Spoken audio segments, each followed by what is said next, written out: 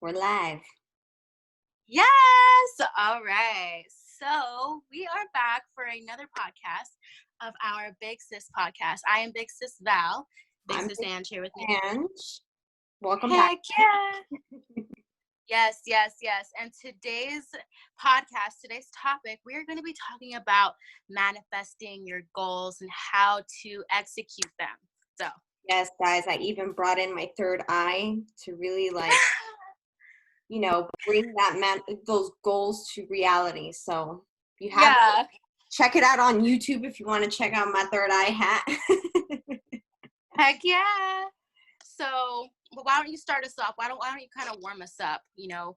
What kind of tactics or what strategies do you implement with your everyday routine to ultimately get to your goals? Well, I think something that is important, and before I actually get to day-to-day tasks, I really want to just have people understand the vision. So I definitely believe in long-term goals. People always say, talk about the goals you want to foresee in the future, talk about how much you want to make ultimately, what you want to do, what is your why, right? I always hear that. But I think when people focus too much on their why and focus too much on their higher end goals, their end goals, quote unquote end goals, they forget about short-term goals, which I think ultimately is a part of the journey. You have to get to step two in order for you to get to step 5. You can't just go from step 1 to step 5. So personally, I like to kind of focus more in on my short-term goals. I really like to focus in on them on a yearly basis and say, okay, I want these goals to be done in the year of 2020. And then I draw in and I start to focus on a different task or a different goal in another year. So I can get ultimately closer to why and know why I'm doing it every day. What about you? Yeah, exactly. And I really like how you touched upon dividing it from short term to long term and really breaking down the in between, because for example, from my perspective, sometimes my long term goal is, it seems way ahead. It seems miles away, and it's like, how do I get there? And I really need to create some short term goals to get to the long-term goal, if that makes sense. So, yeah, 100%. I really like how you break that down. So basically you kind of just do like a timeline, right? Like okay, it's going to take this from this to this to get to my long-term. So let me create little tiny time blocking, strategies to get to that, right? Or how do you kind of go about it? Well, that's really interesting. For example, yeah, and it kind of falls under that same explanation you just said right now. So, for example, we all talk about, let's just give a very generic goal. Most people want to live in a big house and like a beautiful location. And that's super awesome because I'm with you. But guess what? Yes. You got to move out first. You can't like really go from your mama's house to like a mansion in Malibu. Like you got to take the steps necessary and be more. And I hate to say the word realistic, but understand your steps before you reach that goal, because I'm all about big goals. Like you have those big goals, that's cool and all, but understand there's a process and there's a journey. You can't go from 1 to 5. It's just impossible. Exactly. And so I know recently you mentioned in the previous podcast that you have moved out and you kind of left the nest and created your own foundation. And although that's probably not your end goal, that is the next step necessary. So you're already taking these steps. You're already taking step 2, step 3, you're already on your way to step 7, step 8. And that's really cool, that you're already there. So, how has that worked out for you? Has it been easy? Has it been what you imagined or completely different? I mean, it's definitely been very amazing just being on my own. And I'm sure anyone who's could relate to that, or even just think in the past when they first moved out of the nest and how nice it was to be on your own. Yes. I also think that what helped me like understand that it's part of the process is ultimately I wanted to begin by moving out. And obviously it's not somewhere I want to be long term, It's not even a place I want to live. Like by next year, I want to actually live in a house, not an apartment. So, you know, it's taking those steps, but I have to kind of start here and then be like, okay, you know what? I want more. And it's okay to want more for yourself. I always think it's always okay to want more. Oh yeah, definitely. And for example, one of my end dream goals is to build my own house one day, right? I want it to have Val's signature all over it in every square foot. Yeah. So, but that's going to be my end goal. Obviously, I'm not going to start that project tomorrow. But in the meantime, I do want to move out. I do want to have my own, whether it's a condo or a townhome or whatever. And then I also want to eventually build my own little tiny houses, like the tiny home, and maybe do some, kind of do some projects, along the way, kind of warm up to myself to build my dream home eventually, so that's my timeline. Sister, I hear you. But what's like something you do to kind of, help you get to your end goal? Because, like we talked about, there's a process to it. What's something you do? Mm-hmm. Yeah. So, I mean, right now I'm taking baby steps with, real estate and, doing my projects, my tiny house building or my home flipping or whatnot. Eventually, I feel like as I get, my feet wet with that, then I'll be able to eventually, go build my dream home. Right. So right now I'm just marketing myself as a real estate agent. I'm working with investors, kind of seeing, what they do to flip homes or, build homes and kind of just, adventure out that way, because that's going to create more opportunities, right? More open doors. And while I'm saving up, while also being in the real estate circle, I get to, have connections and learn more about how to build my little tiny houses or whatever my projects are. Working your way to build your own investment portfolio. That's awesome. Yes. That's it's what one it's of my goals. Definitely. So I hear you, sis. I hear you. But what do you do like regularly, like daily basis? Let's break it down to day to day. What's something you do every single day to remind yourself of the end goal, or just like your short-term goals? What's something that you kind of do?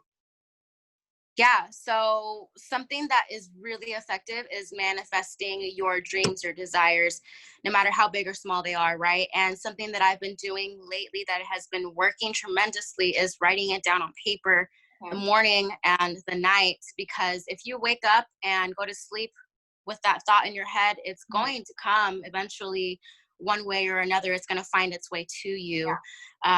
And I've been really detailed, right? Because I think the more detailed you are, the more I don't even know how to explain it. The more it'll happen for you. The more real it becomes, I guess, More real. Yeah. Yes. And you can look at, say, for instance, you can look at an apartment that you're interested in. And it's one thing from looking at it, and then it's another when you look at it physically in person, and when you're like understanding how much you need to move into that apartment. So it's really drawing that picture for you and understanding, okay, what are the details that I need to know so I can commit to making this dream of mine come true.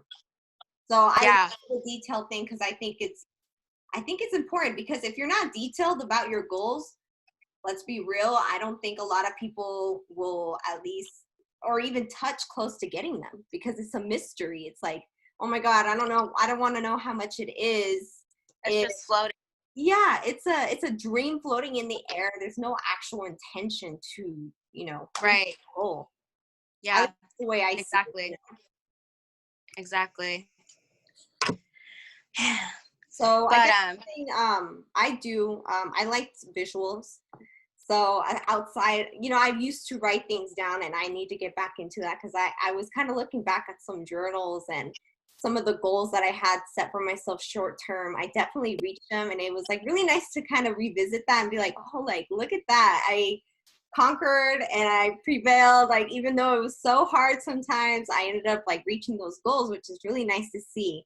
But in the past, wherever your workstation is, or something that you can see every day, maybe even your phone, like, have this like visual set up, and you know, let's say that you have a goal to buy a dog, and you want to buy a dog. Put that dog in front of you and just like look at it every single day. And even if you're not looking at it necessarily intentionally, your subconscious mind is going to look at it, and it's going to make you it's going to remind you of that dog you want. And your intentions Exactly. to work are going to be there. Yep. Name the dog, you know where you're going to pick it up, know its color, everything. Yes. Yes. So yeah, I That's definitely awesome. think just doing little things for yourself every single day will definitely Little help. reminders. Yes. Mm-hmm. Reminders, even talk about it, make it seem like it's something real that's already happened. Oh yeah, talk in the present tense, like it's currently already happening, or write in the present tense, Yeah. like in your journal. Yeah. Yeah, I've heard about that. Do you do that? Yeah, Oh yeah. I do. I'm like, oh, as far as maybe like how much I want to make in real estate, I'm like, oh, I'm already making 100K in real estate, or I'm currently making this, or you know what I mean? Yeah. So That's awesome. manifest it. Yes, and that's how this podcast started for me too. I kid you not. When I was looking through my journal, I actually wrote in there, and it may not have been very detailed at the time, but one of my things, or one of the things I wanted to do, was be able to reach out to the younger group of folks, these folks that are like barely entering the adult world, and are kind of confused, kind of lost, don't really understand what to expect. And look at where we Right. are now.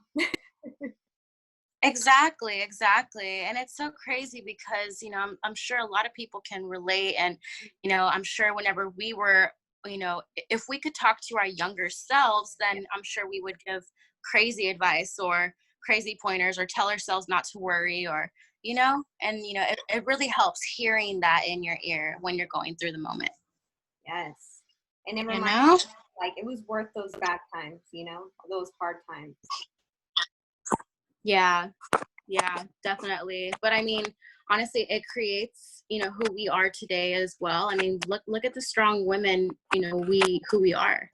It's insane. And now we get to pass it on to other girls that, who get to be just as strong as us, and, get to rub off on other people too, Yeah. And it's doing something for yourself. I definitely think this kind of falls more into like self-development, and like just understanding what you want for yourself.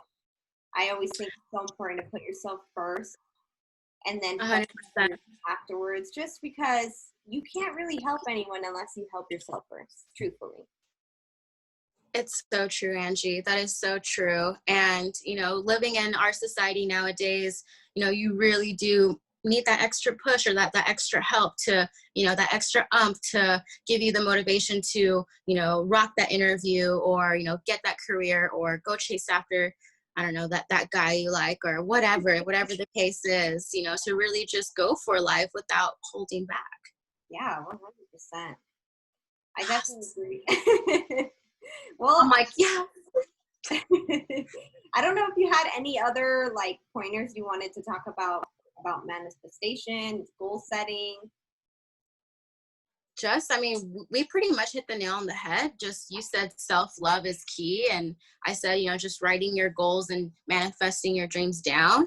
And affirmations, just talking really good to yourself. As long as you talk, the voice inside your head is positive, and you talk, good to yourself, you got it. You got it in the bag. Yeah, I agree. And just to kind of end on this, also like my final thoughts, the reason I brought up self-help and just being able to put yourself first is just the way I look at it is like, I understand we all have our why, right? Our big why we're doing this, why we're even trying to make so much money or get that house, whatever the case might be. You got to remember, like, in order for you to actually get to your why, you have to do this for yourself. You have to make sacrifices. Although it may not be fun or something you may not want to do, you have to be able to sacrifice whatever it is to be able to get to that why, to help the other people you're looking to help, So Exactly. I always believe, We gotta put ourselves first, sisters. We got to. You have to, so that way it could be a domino effect of positivity in the world. Okay. In the world. In the world. I don't know what that was, but I was sprinkling some positivity in your life. All right, Angie, it was a pleasure, always pleasure talking with you. Likewise, sister. And thanks again, guys, for tuning in. And we'll see you guys next week. As always, by the way, before we log off, if you have any questions, feel free to reach us at bigsisquestion@gmail.com. Yes. Thanks, guys. Bye.